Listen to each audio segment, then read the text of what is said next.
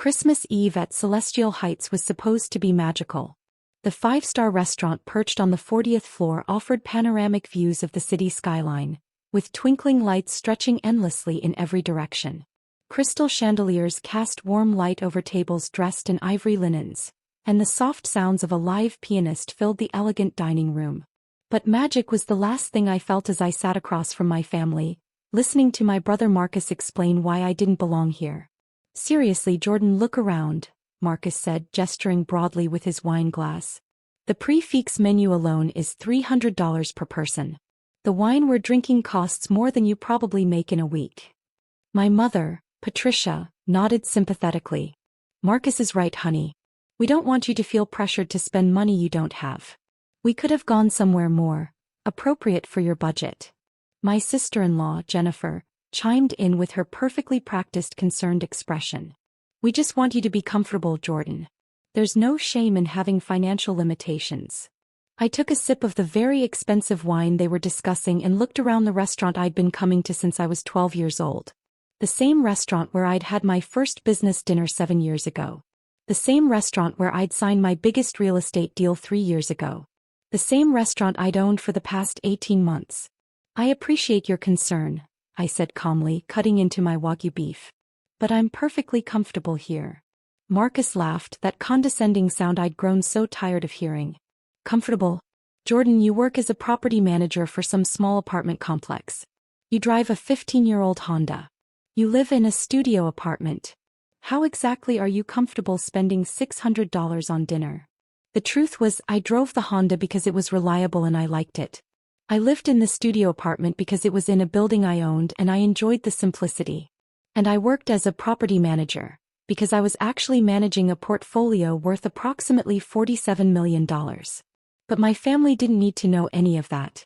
At least they hadn't needed to know until tonight. "Marcus," my father Robert said in his authoritative voice, "perhaps we should discuss this privately." "No, Dad, this needs to be said," Marcus continued, clearly emboldened by the wine and what he perceived as family support. "Jordan has been struggling for years, and we keep enabling her by including her in these expensive family traditions. Maybe it's time for some tough love." Jennifer nodded enthusiastically. "Marcus and I have been talking about this. We think Jordan needs to understand that success requires sacrifice and hard work. She can't keep coasting through life expecting us to subsidize her lifestyle." I almost choked on my wine. "Subsidize my lifestyle? They only knew. What exactly do you propose?" I asked, genuinely curious about where this was heading. "Well," Marcus leaned forward, clearly having rehearsed this speech, "we think you should skip these expensive family gatherings until you get your finances in order. Focus on building a real career instead of whatever it is you're doing now." "A real career," I repeated slowly. "Something with growth potential," Jennifer added helpfully. "Maybe go back to school, get an MBA, learn some marketable skills. Marcus could probably help you get an entry-level position at his firm." Marcus worked at a mid-tier commercial real estate brokerage. He made decent money, around $150,000 a year, which he considered wildly successful. He had no idea that I'd bought and sold properties worth more than his annual salary in single transactions. "That's very generous of you," I said. "What kind of entry-level position were you thinking?" "Well, you'd start as an assistant, obviously," Marcus explained. "Filing, answering phones, maybe some basic data entry. It would be a good way to learn the business from the ground up." The irony was almost too much to bear. Marcus wanted to offer me an entry-level position in an industry where I was already one of the most successful investors in the city. "You know what, Marcus? That's an interesting proposition. Let me think about it." Our waiter, Thomas, approached the table. I'd known Thomas for years. He'd been working at Celestial Heights since long before I bought the place. He was discreet, professional, and had never once indicated to my family that he knew me as anything other than a customer. "How is everything this evening?" Thomas asked politely. "Excellent as always," my father replied. "Though I have to ask, we've been coming here for years and I've always wondered who owns this place. It's so well managed." Thomas glanced at me almost imperceptibly. "The restaurant is owned by Meridian Property Group," he said smoothly. "They've been wonderful to work for." Meridian Property Group was my company. I'd named it after the street where I'd bought my first investment property 8 years ago. Meridian Property Group, my mother mused. I've never heard of them. Are they a large company? They're quite successful in the commercial real estate sector, Thomas replied diplomatically. They own several high-end properties throughout the city. Marcus perked up at this. Commercial real estate? I might know some people there. What's the CEO's name? Thomas looked at me again and I gave him the slightest shake of my head. I believe the CEO prefers to keep a low profile, Thomas said. Very private person. After Thomas left, Marcus continued his lecture about my life choices. See, this is exactly what I'm talking about, he said, gesturing around the restaurant. We're sitting in a place owned by someone who actually understands business, who's built something substantial. Meanwhile, you're content to just exist. Maybe she's happy with her simple life, my mother said, though not unkindly. Not everyone needs to be ambitious, Marcus. But she could be so much more, Jennifer insisted. Jordan is smart enough, she just lacks direction and motivation. I finished my wine and considered my options. I could continue letting them believe what they wanted to believe, maintaining the peaceful status quo that had worked for years. Or I could end this particular conversation once and for all. You know what, Marcus? You're absolutely right. He looked surprised. I am. Yes. I should probably be more ambitious. I should think bigger, take more risks, build something substantial. Exactly. Marcus said, clearly pleased that his tough love approach was working. It's never too late to start building a real future. You're so right, I agreed, reaching into my purse. In fact, I should probably start by showing you all something I've been working on. I pulled out a manila folder and placed it on the table next to the bread basket. What's that? My father asked. Just some paperwork related to a little project I've been involved in, I said casually, opening the folder. The first document was the deed to the building we were currently sitting in. 47 floors of prime downtown real estate, including Celestial Heights Restaurant, purchased by Meridian Property Group 18 months ago for $23 million. I slid the deed across the table to Marcus, who picked it up and began reading. I watched his face change from confidence to confusion to complete shock. This says. He started, then stopped and read again. This says Meridian Property Group owns this building. That's correct, I said, pulling out the next document. But Thomas just said. Marcus looked around wildly as if the restaurant might provide answers. Thomas said the restaurant is owned by Meridian Property Group, I confirmed. Which it is. I handed him the second document, the corporate filing papers for Meridian Property Group, clearly listing Jordan Patricia Morrison as founder and CEO. The silence at our table was deafening. My parents leaned over to see what Marcus was looking at, and I watched their expressions mirror his journey from confusion to disbelief. Jordan, my mother said slowly, what exactly is this? This is my company, Mom. I founded Meridian Property Group 6 years ago. We specialize in acquiring and managing high-end commercial real estate. But you said you were a property manager, Jennifer stammered. I am a property manager, I replied. I manage properties. Just more properties than you realized. I pulled out the third document, a portfolio summary showing all of Meridian's current holdings. 15 commercial properties including this building, 2 hotels, an office complex and several luxury apartment buildings. Total portfolio value, $47 million. Marcus stared at the papers like they might disappear if he blinked. This can't be real. It's quite real, I said, signaling Thomas, who approached immediately. Yes, Ms. Morrison? The use of my name caused another ripple of shock around the table. Thomas, could you please bring us a bottle of the 2015 Bordeaux from the private reserve? The one we discussed last week. Of course, Ms. Morrison. Right away. After Thomas left, my family sat in stunned silence. The private reserve? My father finally asked. I keep a small collection of wines here for special occasions, I explained. Tonight seems like a good time to break one out. Jordan, my mother said, her voice barely above a whisper, how long have you owned this restaurant? 18 months. Though I've been a regular customer for much longer, obviously. Marcus was still staring at the portfolio summary. It says here you own the Grandview Hotel. I do. And the Pacific Office Tower. Also mine. The Meridian Luxury Apartments. I named the company after that building, actually. It was my first major acquisition. Jennifer looked like she might faint. But how? Why didn't you tell us? You never asked, I said simply. And to be honest, I was curious to see how you'd treat me if you thought I was unsuccessful. The wine arrived, and Thomas made a show of presenting it properly before opening it with practiced precision. He poured a small amount for me to taste, and I nodded my approval. Excellent choice as always, Ms. Morrison, he said, filling our glasses. After he left, Marcus finally found his voice. So when I offered you an entry-level job at my firm, you offered someone who owns $47 million in real estate a position answering phones and filing papers, I finished. Yes, that was interesting. Oh my God, Jennifer said, covering her face with her hands. We told you that you needed to learn about business and get some marketable skills. You did indeed. My father, who had been quiet through most of the revelations, finally spoke.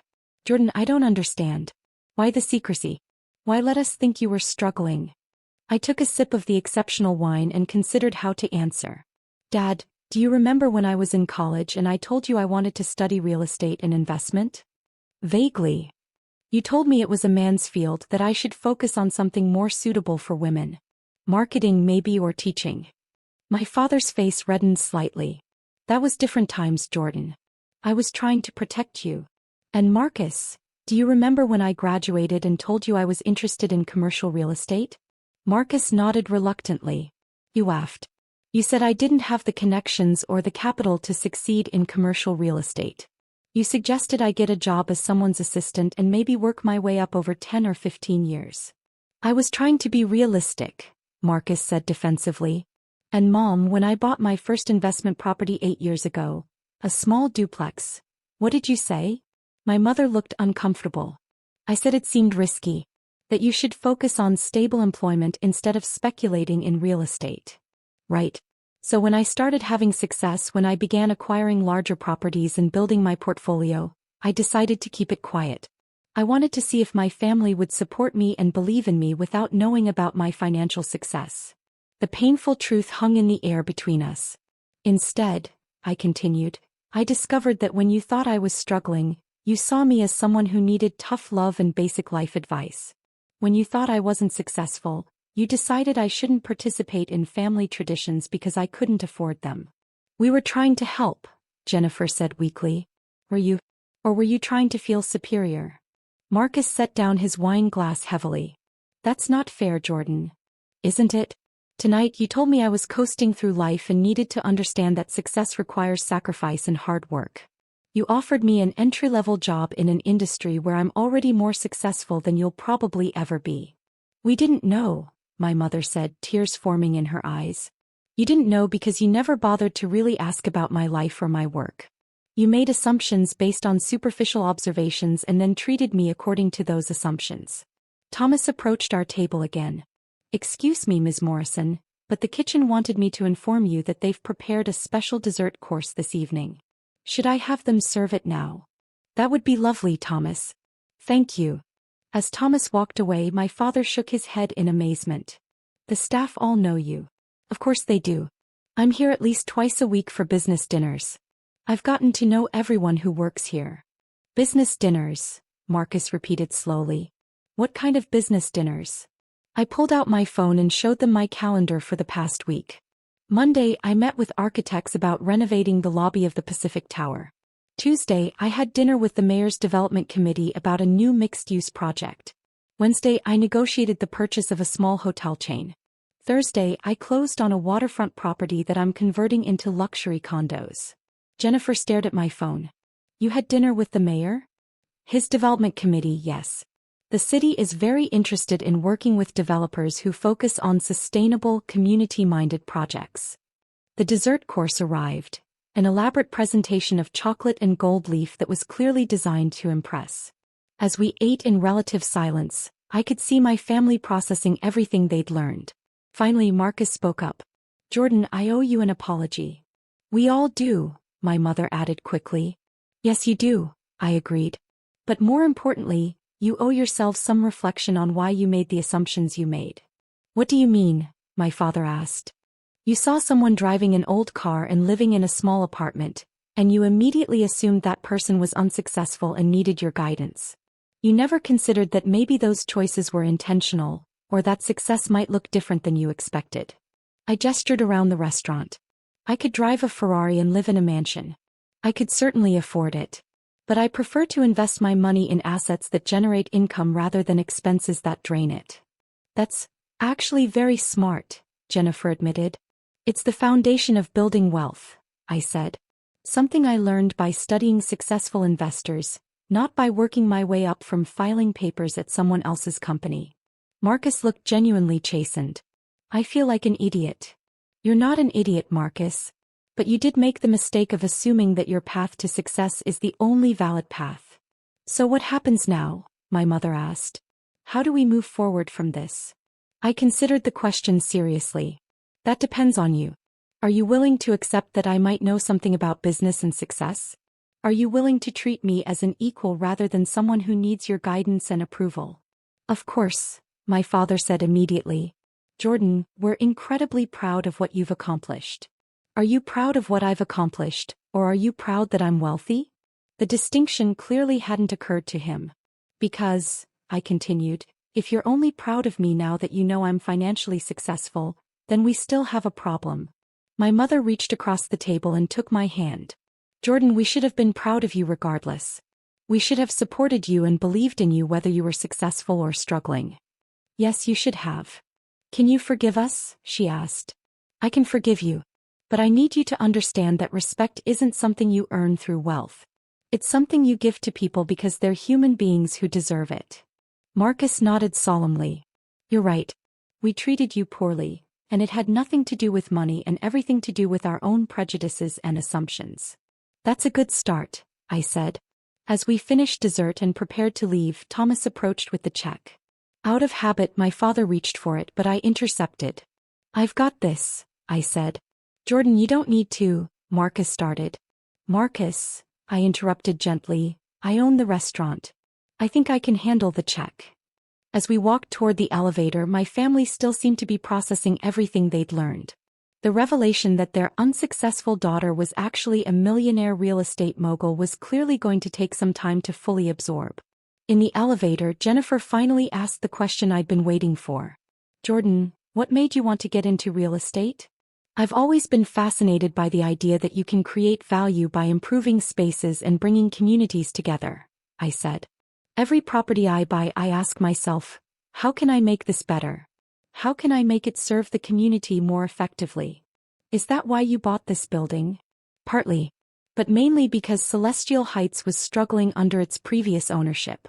The building was underutilized and the restaurant wasn't reaching its potential. I saw an opportunity to preserve something beautiful while making it more successful. And the other properties? Each one was a puzzle to solve. The Grandview Hotel was a classic property that needed modernization. The Pacific Tower was an office building that could benefit from mixed-use development. The Meridian Apartments were luxury units in a neighborhood that was just starting to gentrify. My father listened intently. You're not just buying and selling. You're actually developing and improving communities. That's the goal. Anyone can flip properties for quick profits. I'm more interested in creating long-term value. As we reached the ground floor and walked toward the parking garage, Marcus asked, "What's your next project?" I'm looking at a waterfront area that's been underdeveloped for years. The city wants to see mixed-use development that includes affordable housing, retail spaces, and public areas. It's a complex project, but it could really transform that part of the city. That sounds incredible, my mother said. How did you learn to do all of this? Books, mentors, trial and error, and a lot of careful analysis, I replied. The same way anyone learns anything complex. When we reached our cars, we stood in the parking garage for a moment, the evening air cool after the warmth of the restaurant. Jordan, my father said, I want you to know that I'm proud of you. Not because of your financial success, but because of the thoughtful, strategic way you've built your business. You're creating something meaningful. Thank you, Dad. That means a lot. Marcus stepped forward. And I want to formally withdraw my job offer, he said with a self-deprecating smile. I think you're probably overqualified. Just slightly, I agreed, laughing. But seriously, he continued, I'd love to learn from you. Maybe you could show me some of your properties sometime? I feel like I could learn a lot about real estate development from watching how you approach it. I'd like that, I said, and I meant it. As we prepared to go our separate ways, my mother hugged me tightly. I'm sorry we almost missed seeing how amazing you are, she whispered. You didn't miss it, I told her. You're seeing it now. Driving home in my reliable Honda, I reflected on the evening. My family had learned an important lesson about assumptions and respect, and I had learned that sometimes you have to reveal your hand to change the game. But most importantly, we had all learned that success comes in many forms, and that the most valuable thing you can give someone is not financial advice or tough love, but simply the belief that they're capable of great things. The city lights sparkled below as I drove through downtown, past several buildings that I owned, toward my small studio apartment that I loved. Tomorrow I would continue building my empire, one thoughtful investment at a time. But tonight I was just grateful that my family finally knew who I really was. 2 weeks later, Marcus called me with an unusual request. Jordan, I know this might sound crazy, but would you consider letting me work with you on that waterfront development project? I could take a leave of absence from my firm. I want to learn how to do what you do. Are you sure you want to start at the bottom, learning from your little sister? I'm sure, Jordan. I'm ready to actually listen this time. 6 months later, we broke ground on the Morrison waterfront development, a mixed-use community that would include affordable housing, retail spaces, and a public park.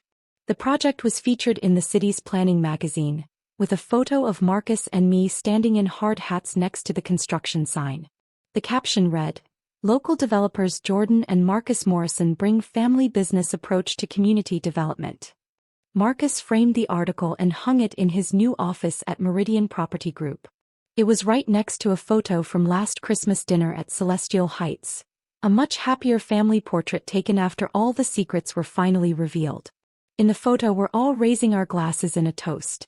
But if you look closely you can see we're not just celebrating the holiday. We're celebrating the understanding that success isn't about what you drive or where you live or how much money you make. It's about building something meaningful, treating people with respect, and having the courage to see beyond assumptions. And sometimes, it's about owning the restaurant where your family learns those lessons.